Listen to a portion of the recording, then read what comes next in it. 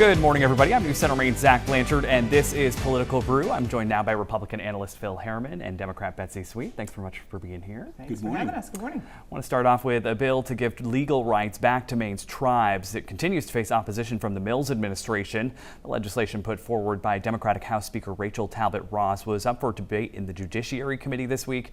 It would allow Native Americans to benefit from federal laws despite the State Land Claims Settlement Act of 1980. Betsy, this does not go so far as to call for sovereignty like the tribes are asking for. So what can be done to make sure that this is more palatable for the governor? Anything?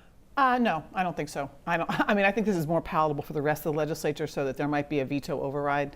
But basically what this does is say until we get to the place where we can have the sovereignty discussion, at least let our tribes benefit from all the federal laws. We're the only state in the country where they're not allowed to benefit from some of the federal programs that allow them to have courts and health care and other things. And so this is a stopgap measure to say, at least in the interim, let us do that. It's a pretty reasonable measure. It's a very reasonable measure, but it gets us between now and when sovereignty is granted. Yeah, I want to take a minute to listen to what the governor's legal counsel had to say about this at Wednesday's hearing. Take a listen. It creates an unconstitutionally vague statute that would not withstand a court challenge. And unfortunately, I think if this bill were enacted, litigation is not a likelihood, it is a certainty.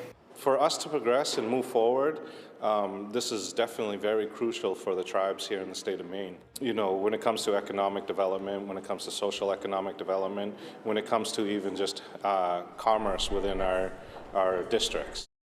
Now, Phil, I want to focus on this idea that this would create legal challenges in the future. Is that a legitimate concern? I believe it is, and that's probably the rub between the Constitution and the law and the emotions that we all feel towards Native Americans. The 1980s Indian Land Claims Settlement was clear in the transaction to consummate this outcome that they were going to abide by Maine law. And I think what you heard there in the governor's testimony is that it's so unclear that there will be court challenges. By whom though? The governor? Like, right? Who else would challenge it? So it's a really unfortunate additional step in this long journey. Well, if that was the case, what's the holdup? I mean, you make it clear that there's bipartisan support legislatively, right. So what's going on behind the scenes? Yeah, well, no, I know. That's the point. Is that I think this is to try and get around what's going on behind the scenes in the interim. So anyway. Another big issue Mills has pushed back against: paid family and medical leave. The plan to require it here in Maine made it out of committee this week along party lines. The business community have concerns about just how much this would cost. Mills has suggested some changes to make it more business friendly, including cutting back just how much a worker would make when they take leave. Phil, even with these changes, is this really something the Maine State Chamber and businesses are going to support? Well, I think there's a willingness to get to a place where people can have family leave. I'm surprised that they didn't make this bill applicable to all employers. They exempted employers with 15 or fewer people. It just seems to me that if it's good for employees, why should they distinguish between whether someone's got 15 or more employees? Betsy's shaking her head. Yeah, well, just to be clear, what they exempted was employers of 15 are having to pay in. That's the point. No, all employees would still be eligible. Employees would pay in, so every employee in Maine would be eligible. So nobody's exempted. What it does is say to small businesses, listen, we recognize that you have smaller margins. You don't have the resources of a Walmart or a Home Depot, and so we won't make it hard on. This is a result of 2 years of conversation with businesses to say we won't make it a hardship on the employer. Employees will still be able to do it. So it's actually quite a fantastic and creative way to make sure everyone, businesses and employees, are taken care of. But obviously, businesses don't feel that way. Well, I think it's a mistake on their part. It's going to come anyway, and as we know, there are 80,000 signatures waiting. This will be on the ballot in November in a way that's much less advantageous to businesses. So to give up in the legislature their opportunity to sit at the table and actually make some of these changes is mystifying in terms of a political agenda for them. And the other thing that we all know is it's coming. It'll come in the state, it'll come nationally, and so why not be involved where you can actually have a say in what it's going to look like? It just seems to me, Zach, that if you are an employer of 16 people or 20 or 25, you're going to be subsidizing those who have 15 or fewer, and that just, as a matter of fairness, doesn't make sense to me. All right, this week the Maine Supreme Judicial Court heard arguments in a case focused on 4 ballot initiatives that never got approved by the legislature. This is a bit confusing, but it all has to do with when Democrats used a procedural maneuver and adjourned to enact the state budget before the proposed initiatives were printed. Instead, the governor's office and Secretary of State certified the questions, essentially putting them on the November ballot. Lawyers for the legislature say that subverted the chance for lawmakers to act on the proposals. Betsy, clear as mud here, but it looks like whatever the court rules will primarily impact an initiative that has to do with foreign election interference. What does this say about the legitimacy and practicality of future ballot initiatives? Well, I think it's a pretty unusual situation that they would adjourn and then be in a special session. And so the question really is, when did the bills get presented to the legislature? And clearly it says on the actual printed bill, presented to the special session. So I think it's much more not really about what the procedure is or even what the law is. I think this is an effort to not have this come to the governor's desk because this passed through the legislature once before and she vetoed it. I don't think she wants to do that again. And so I think, because I think this will pass, this is supported by 90% of Mainers in all demographics, all ages, all parts of the state. And so nobody wants foreign governments in our elections. And so I think it's a political problem that what they tried to do procedurally, and I think they got caught. And it's a good example of the law of unintended consequences when the legislature did the maneuver to pass the budget. This is one of these issues that got left in the confusion zone, and now we're going to have court. Right. All right. A little less high stakes. Let's talk about the push to change Maine's standard issue license plate. After 25 years, the Secretary of State wants to swap out the chickadee for the 1901 state flag. If it passes, the plates would start going out in 2025. Phil, this is surprisingly an issue that a lot of people have strong opinions about. What's yours?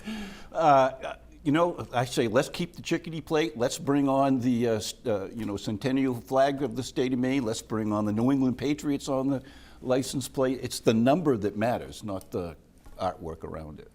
Yeah, I'm a huge fan of the centennial flag license plate, just because I love it. But I think it could be anything, and I think the number of times where we've had the state bird, insect, flower, dance in the legislature. It's like maybe it's a good thing for people to spend time on that kind of thing instead of healthcare. It's a great illustration of whether the bill is the billions and billions of dollars in the budget or a chickadee license plate. It's all going to have a public hearing. It's going to have a committee report, exactly. and it ends up on the political brew. Yeah, it does. This week in Washington, all efforts were focused on getting that debt ceiling bill passed, and finally it did with just days before the deadline, suspending the debt limit through January 1st of 2025. But not before Republicans in the Senate voiced their concerns last minute over certain elements of the bill, including a cap on defense spending. Among them, Maine Senator Susan Collins. Here's what she had to say from the Senate floor on Thursday. The defense budget submitted by President Biden and included in this as the top line in this package is insufficient to the task of fully implementing the national defense strategy at a time when we face serious and growing threats around the world. Now, Phil, I want to start with you. This is obviously a done deal. The 11 amendments they proposed failed, but was Collins right to voice these concerns? Yeah, I think so, but as Betsy, I think, would agree with me, these amendments were all for senators to put their feelings on the record, and even though they probably are going to look back and say, I voted for something that worked, this is more about positioning. And let's remember, Senator Collins is also on the Defense Appropriations Committee. She's the ranking Republican, and BIW is very important to the Maine economy, so I think she was basically standing up and speaking up for Maine workers. You agree, Betsy? Well, and you know me, I have to go out to the 35,000-foot view. I mean, we have the largest bloated defense budget in the world, more than the next 5 countries combined. They got 10% more than they asked for in the original budget, and the Republicans had this whole showdown over the debt ceiling because they wanted to cut spending. So to stand up and say, oh, we shouldn't cut that spending, it just seemed the whole thing is like, I agree with you, I think it's all political theater, but I think if you look at the actual issue of it, it's kind of unbelievable. But the good news for the Maine economy is this got done. We averted Yes. a debt crisis, and I think the economy is going to benefit from it. And on that, we agree. Absolutely. Now, just when you think Donald Trump wouldn't make any more headlines, he did it again this week, this time in relation to the classified documents scandal and a recording of Trump talking about keeping a classified planning document related to a potential attack on Iran.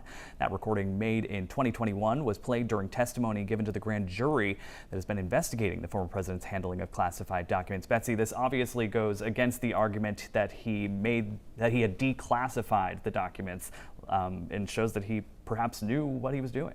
You know, I think we make a mistake in this country by thinking that he's just a buffoon and doesn't really know. And, you know, he kind of does that. He kind of says, oh, I don't know. He's a very smart man. I don't agree with him on anything, but he's but he's a very smart man. And so I think this is just proof. And I think he tries to play that like, oh, I didn't know. I thought I did it. Like, I think this was a very deliberate kind of thing. And I think his voice tells the truth. Well, this is going to come down to splitting hairs, I think. This is a case where he was the sitting president when he took the documents, but the people who were given access to those documents, I guess it was about writing an autobiography or some sort, they didn't have security clearance. And I think that's going to be the issue that they're going to try to indict him on. Yeah, it seems like an issue on both sides of the aisle, really. So Yeah. Now to the fight for the Republican presidential nomination. This week, former Vice President Mike Pence and former New Jersey governor and former Trump ally Pence Christie are expected to announce. This adding to what's likely going to be a crowded field for the GOP. Phil, I've asked you this before. I'll ask it again. What is the path to victory here? I don't know what they're thinking. They have to be surrounded by people who are telling them what they want to hear, not what they need to know. I don't think either one of them has the momentum, the money, the organization, or the message to overtake DeSantis or Trump. And this isn't their first rodeo.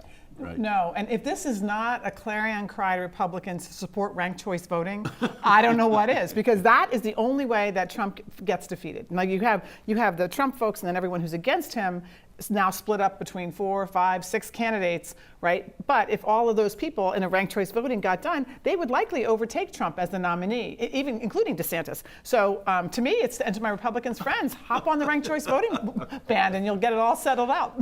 Speaking of the presidency, an embarrassing mishap for President Joe Biden when he fell on stage at an Air Force graduation ceremony this week. The White House says he's doing just fine after tripping over some black sandbags that were used to secure equipment on stage. The president even joking to reporters after the fact that he got sandbagged. Betsy, Republicans are pouncing on this, saying it speaks to his fitness for office. What are your thoughts? Come on. I mean, I think he just wanted to remind people that the election is in the fall. But, you know, I mean, we saw George Bush fall asleep at a Chinese dinner. We saw someone else throw up. I mean, these people are human. They didn't see the black sandbag, he fell. You know, that could happen whether you're 35 or whether you're 105. Bill, is it fair for Fox News and Republicans to be taking advantage of this Well, situation? I think in that one instance, it's not fair to the president. Gerald Ford was known to stumble a bit back in the day.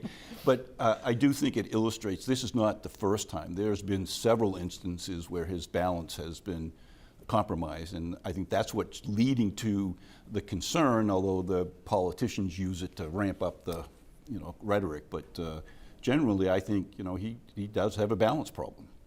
All right, finally, winners, losers. Phil, we're going to start with you. My loser of the week is no one. Summer has started. It's time to think positive and enjoy vacation land. And my winner of the week, Zach, is the University of Maine baseball team. For the first time in over a decade, made it to the NCAA national tournament. Yeah, good for them. Yes. My losers of the week are every single member of the Labor Committee in the State House who voted against paid family medical leave, even though saying they support family values and they want to keep families strong. So those are my losers. The winners of the week also is joyful. It is to every person, family, business, city, municipality celebrating Pride Month this week for our LGBTQ+ community, where we spread respect, we spread commonality, and we spread love. We all need more of that. We should do that every day. Yes, well, it should be every day, but it's really fun to have it concentrated. All right, Phil, Betsy, thanks so much. And that's going to do it for this week's Political Brew. The Morning Report is back right after this.